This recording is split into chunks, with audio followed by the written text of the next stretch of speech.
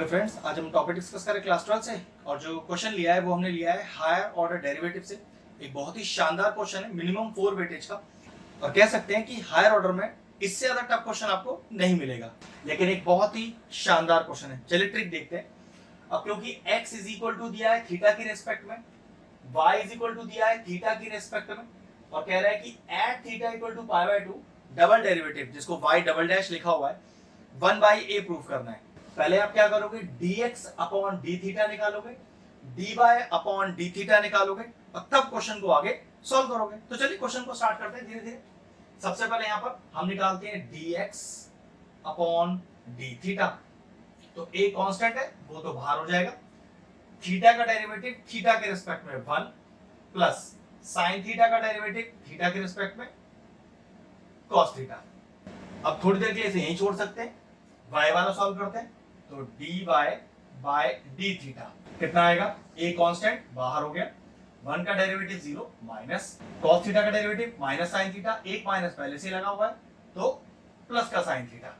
ठीक है, तो dx अपॉन डी थीटा आ गया, dy अपॉन डी थीटा आ गया। अब हमें निकालना क्या है, याद रखना y डबल डैश निकालना है। तो उसके लिए पहले आपको निकालना पड़ेगा dy बाय dx, या आप कह सकते हो कि आपको निकालना पड़ेगा y सिंगल डैश। अब dy बाय dx को लिख क्या सकते हैं, ध्यान से देखिए, dy by D theta upon dx by D theta. भाई अगर इसमें डी थीटा कैंसिल आउट हो जाएगा तो dy बाय dx ही तो बचेगा, बिल्कुल। तो y डैश या फिर dy बाय dx कुछ भी लिख सकते हैं। What is dy by D theta, ये रहा, that is a sin theta whole upon dx by D theta, a 1 plus cos theta. वैसे इस क्वेश्चन को मैं यहीं भी सॉल्व कर सकता हूं, लेकिन यहां पर ट्रिग्नोमेट्री की एक छोटी सी आइडेंटिटी लग रही है, न्यूमरेटर और डिनोमिनेटर दोनों में। ऐसा नहीं है कि उस आइडेंटिटी को लगाए बिना ये क्वेश्चन सॉल्व नहीं हो सकता, लेकिन लगाने पर क्वेश्चन बहुत आसान हो जाएगा और आपको ये सारे ट्विस्ट एंड टर्न्स इस क्वेश्चन में करने आने भी चाहिए। ठीक है, देखो जरा। तो y डैश, जिसको हम बोलते हैं dy बाय dx, डेरिवेटिव नहीं कर रहे, पहले इसको सॉल्व करेंगे। तो a से a तो पहले चला गया। अब sin थीटा को लिख सकते हैं ट्रिग्नोमेट्रिक फॉर्म में, फॉर्मूला होता है 2 sin theta by 2 cos theta by 2। और what is 1 plus cos theta, इसका डायरेक्ट फॉर्मूला है कि 2 cos स्क्वायर थीटा बाय 2। तो मैं cos स्क्वायर ना लिखकर दो separate time cos theta by 2 लिख रहा हूं। देखो 2 से 2 चला गया, cos थीटा बाय 2 से cos थीटा बाय 2 चला गया।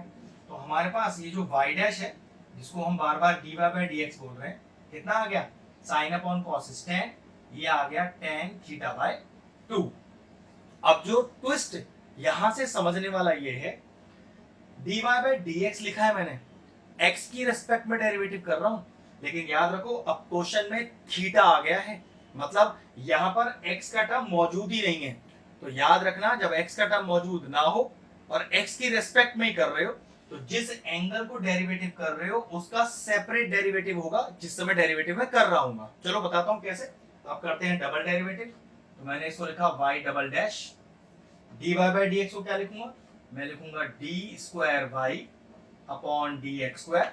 अब आप ये डालो या ये डालो, एक ही बात होता है। तो tan थीटा बाय 2, मतलब tan थीटा का डेरिवेटिव वो होता है sec स्क्वायर थीटा। तो देखिए ध्यान से जरा, sec स्क्वायर थीटा।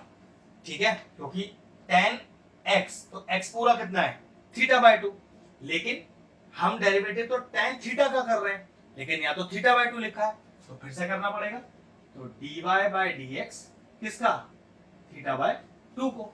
अब ये जो मैंने किया, इसको बोलते क्या है, इसको बोलते हैं चेन रूल। एक बार थोड़ा सा ओवरव्यू दे देता हूं। अगर आप tan थीटा का डेरिवेटिव कर रहे हो तो याद रखिए tan थीटा ही लिखा होना चाहिए, बाय 2 या कोई और टर्म नहीं चलेगा। अगर वहां पर tan थीटा के अलावा कुछ लिखा हुआ है तो वो वाला टर्म फिर से डेरिवेटिव होगा, जिसको हम बोलते हैं चेन रूल। अब एक चीज का तो ध्यान रखें, आप हायर ऑर्डर डेरिवेटिव्स के क्वेश्चन कर रहे हैं, इसका मतलब आप डेरिवेटिव को बहुत अच्छे से जानते हैं। Product rule, question rule, chain rule क्या होता है ये आपको परफेक्टली पता है, तभी आप इस लेवल के क्वेश्चनों को कर पाएंगे। तो मैं मान के चल रहा हूं कि मैं जो बता रहा हूं ट्रिक्स बीच में, वो आपको ऑलरेडी क्लियर है, क्योंकि आप डेरिवेटिव में बहुत आगे आ चुके हैं। ठीक है, चलो आगे करते हैं। तो ये हो गया y डबल डैश, जिसकी वैल्यू होती है d square y upon D x square is equal to sec square theta by 2। ये तो ऑलरेडी डेरिवेटिव हो चुका है। अब थीटा बाय 2 का डेरिवेटिव एक्स के रिस्पेक्ट में करना है, तो ध्यान से देखो 1/2 तो बाहर आ जाएगा, वो तो कांस्टेंट है। अब थीटा का डेरिवेटिव क्या होगा? थीटा का डेरिवेटिव होगा, क्योंकि वो एक्स के रिस्पेक्ट में हो रहा है, D theta by D x. ये वो स्टेप है जो यहां समझने वाला था, इसलिए मैं कह रहा था आपसे कि one of the most important question है या one of the toughest question है ये हायर ऑर्डर डेरिवेटिव के अंदर।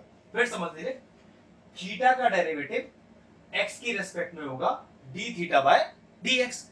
इसका मतलब यह है कि ये वैल्यू मुझे यहां नोन होनी चाहिए।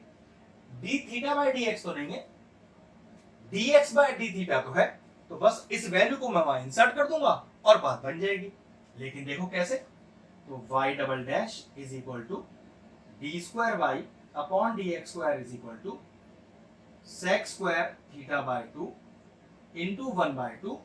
अब D theta by D x चाहिए, मेरे पास D x by D theta है, तो रिवर्स कर देता हूं और वैल्यू इंटू कर देता हूं, तो इंटू 1 अपॉन क्या लिखूंगा, ए ब्रैकेट में 1 प्लस कॉस थीटा। चलिए अगला स्टेप जरा प्रॉपर्ली सही से लिख देता हूं उसको मैं।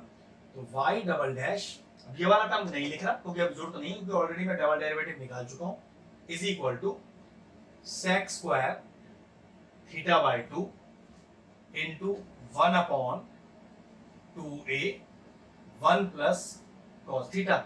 लेकिन क्वेश्चन कह रहा है कि डबल डेरिवेटिव 1/a आना तो चाहिए, लेकिन कब आना चाहिए, जब थीटा की वैल्यू π/2 आप इंसर्ट कर दो।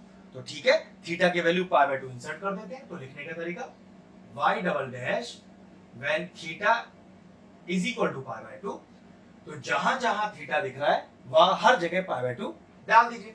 और अब तक अगर हम क्वेश्चन बिल्कुल करेक्ट करते आ रहे हैं तो गारंटी है कि हमारा फाइनल आंसर 1/a ही आ रहा होगा। तो चलिए डालते हैं।